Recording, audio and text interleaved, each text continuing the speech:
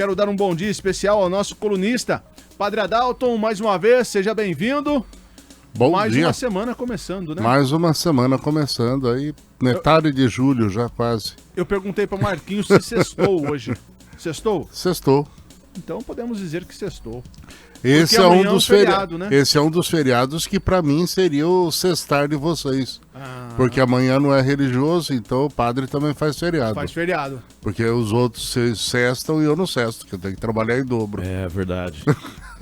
Padre, já que estamos falando em feriado, que amanhã, 9 de julho, é o dia da Revolução do Soldado Constitucionalista.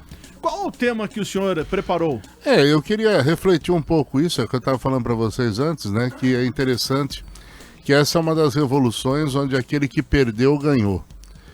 Né? Porque a história da Revolução é muito interessante, começa lá em 30, quando nós temos a eleição de Vargas. Vocês me dão licença que eu vou ter que pegar alguns dados aqui, porque o papelzinho ficou esquecido. Né? E daí nós tivemos então a eleição de Vargas em 1930, e Vargas toma algumas atitudes muito interessantes, porque na época tinha a grande questão que todos se revoltavam contra a chamada política café com leite, né? Que era São Paulo, Minas, que dominava o cenário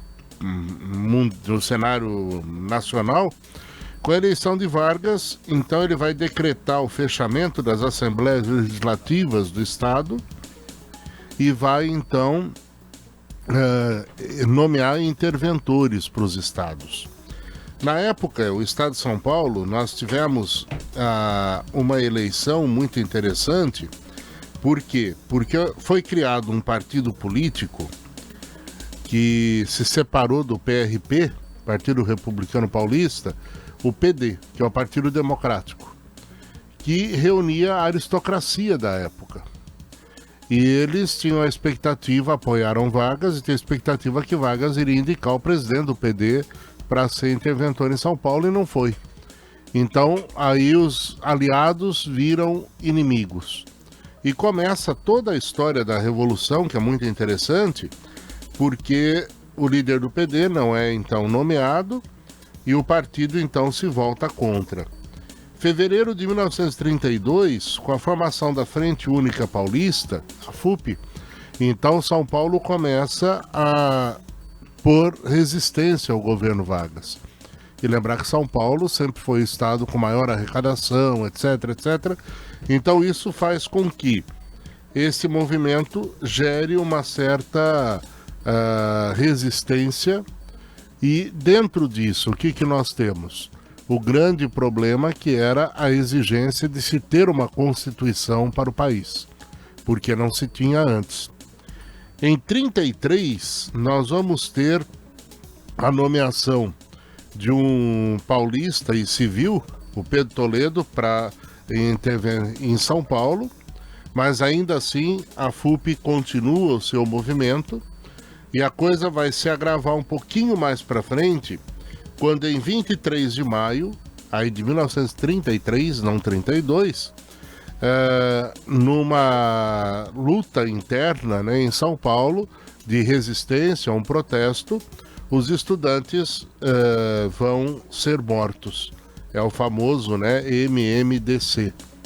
Então, quando esses estudantes, nesse confronto, são mortos, então começa toda essa confusão e a coisa se agrava. Com isso, o que nós vamos ter, né, de interessante? São Paulo lança uma campanha para reunir soldados que vão então lutar contra as forças federais.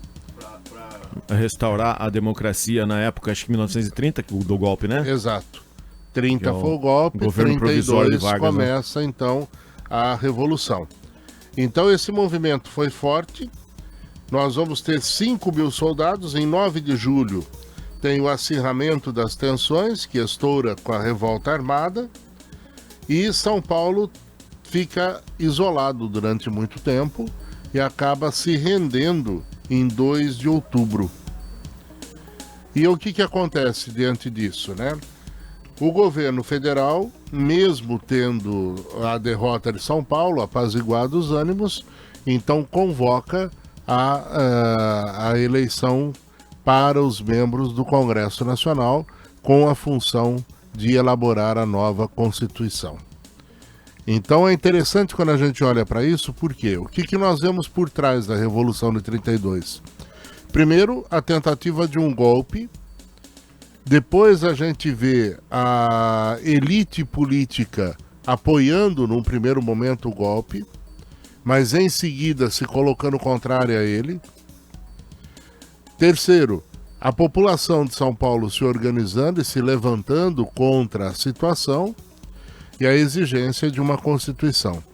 E surge então a Constituição brasileira, que vai ser a Assembleia convocada a seguir, que vai gerar toda uma nova reestruturação política, administrativa, com muitos acertos, muitos erros, mas que acaba ficando. É a Constituição que é suspensa em 64, com o golpe militar, e que depois é refeita em 88. Então ela vai de 34 a 88, é o período que essa Constituição dura, mas é um protótipo do que é a Constituição brasileira hoje, que foi toda ela reformulada em 88.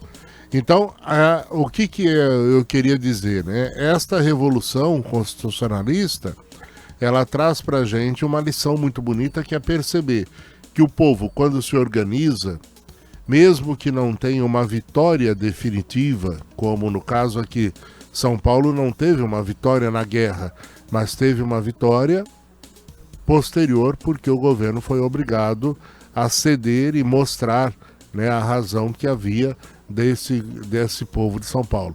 Então, lutar sempre, continuar lutando, continuar buscando e não desistir de lutar pelos ideais.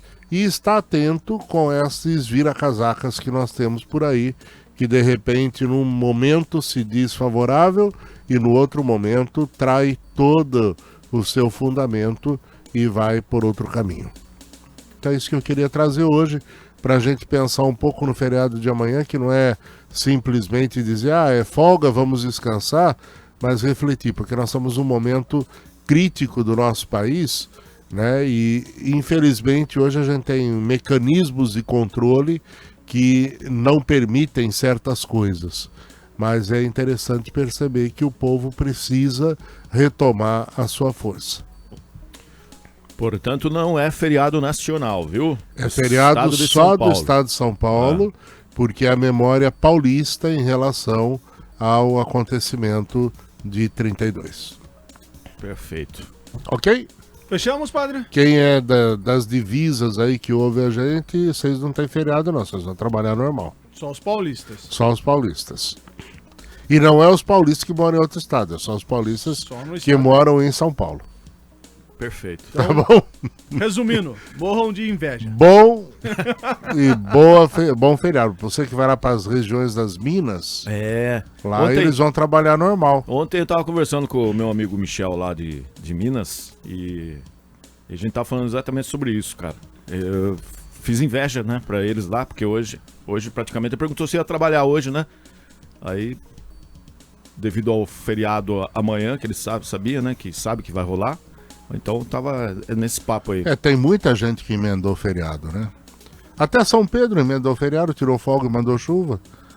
Então, turma que tá na praia tá louco de raiva porque esfriou, vai chover amanhã, então tá todo mundo voltando antes do feriado. Verdade. Antes do feriado ocorrer. Tá vendo? Mas tá aí. Vai aproveitar o feriado para voltar na estrada. Um abraço então, Outro, padre. Até mais, até a semana que vem. Daí a gente volta a conversar juntos. E nosso tricolor? Tá subindo, né? O cara pálida não quis nem aparecer em vídeo hoje pra não ter que falar do nosso tricolor. Tá vendo? É a coisa, né? Mas o Corinthians dele tá bem, continua lá embaixo. Não, o dele é Palmeiras. Ah, ele é Palmeiras? É Palmeiras. Então tá bem também, ganhou ontem. Ganhou ontem também. Mas tá aí. Então. Mas vamos ver, agora vai ter a reforma tributária do Brasil, o Corinthians vai voltar a ter dinheiro já já. Uma ótima semana. Até mais.